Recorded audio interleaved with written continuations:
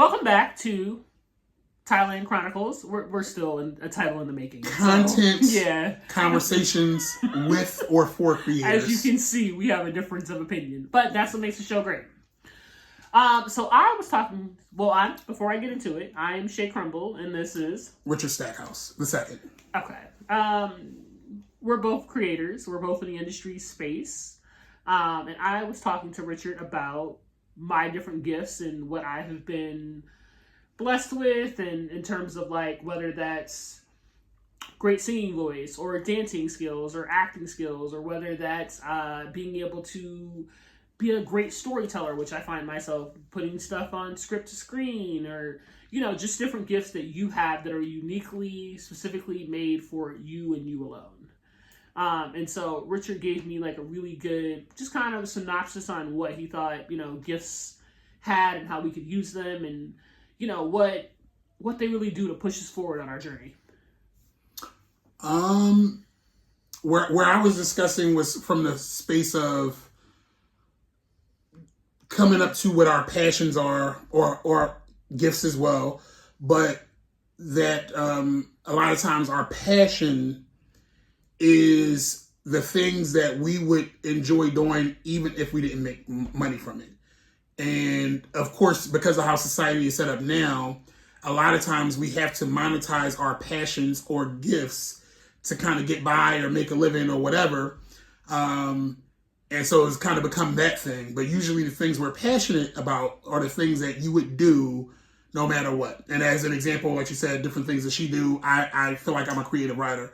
I've, since I was a young kid, written creatively in some kind of way, whether it was songs or then turned books or screenplays, things like that. It's always been some kind of creative writing in some form or fashion that whether I'm getting paid for it or not, I do. And so with that in mind, there was a interview that I was watching with Jaguar Wright, and I know she's very controversial, so some people can take with it as they may, what things you take or not take from it. But one of the things in this interview that did stand out to me that I was like, oh, that was interesting, how she put it or expressed when she was talking about the industry. It was more spiritual.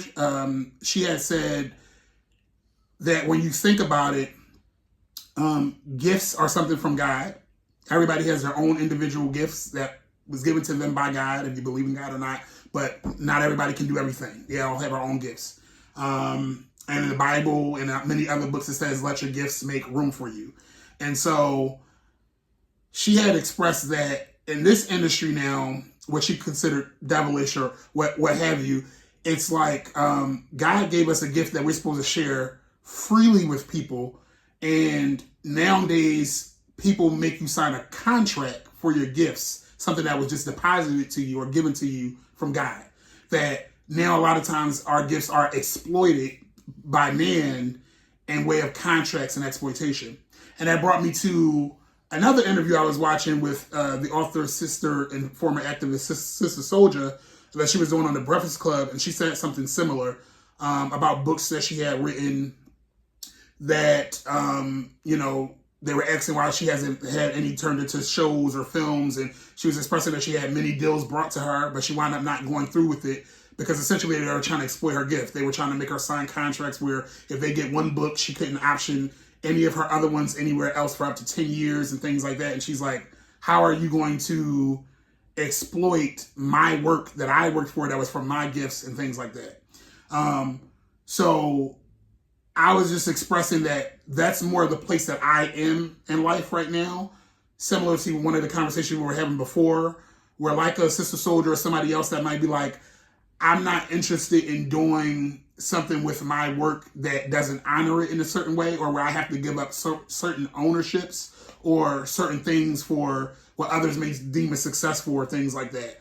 I'm not, that's not what I'm attached to for my success. I want to be able to use my gifts and create things that I'm able to honor it in a way and do deals that make sense, and not me just either having to sell my soul or do things in exchange for success. And so we were talking about that. So I don't know, do you have anything additional No, to I'm add to that, or just trying to use my gifts in this institution. So, right? you know how that can be stressful. But no, I mean, I do agree. Like, I have so many amazing friends that have been blessed with so many gifts, and just to see their talent raw and shining through, unfiltered and, you know, just unbiased is just simply amazing. And I continue to champion them on their journey, and hope that, you know, their gifts do bring monetary value. But if it doesn't, it's still a source of comfort. It's still a blessing that they are able to have, and they can share the world with or without a following. Exactly. And with all that being said, you do still want people to see your work, or your work to connect to people, because that was another thing we were talking in reference to that, of like, that's not saying that you work hard on something you like, oh, I don't want anybody to know that it's available or to connect it or get it. Of course, if I work hard on something, you know, I would like for it to reach as many people as it can.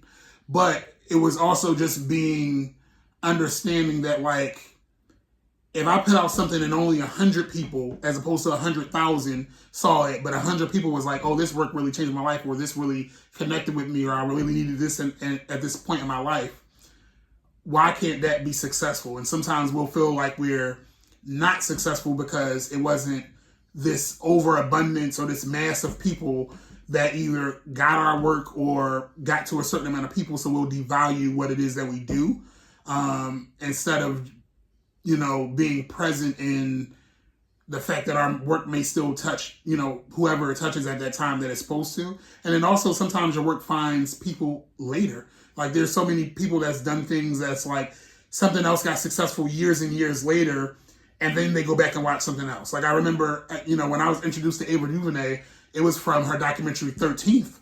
I hadn't saw her original first independent film that she did, you know, but then watching an interview like that, and she's like, oh, I did this one, and they had like Amari Hardwick and stuff in there, and I went and rented that film. Rinaldi as well. Watch Reasonable Doubt. Oh, yeah. Oh, see. Oh, she was in that. I actually forgot about that. See? But you see my point? I watched that years ago, but I went back and watched her earlier work after something else that I came to that was years later. So it's just the point that sometimes people might not have discovered it now, but who's to say that they don't? So still put your best foot forward, still create your work, and your gifts will make room for you, but it looks different for everyone. And so that was that tangent. And you guys can leave your thoughts and opinions there. I think that's all I have on that topic. Anything else? Yeah, we just want to hear from you. Let us know. Peace.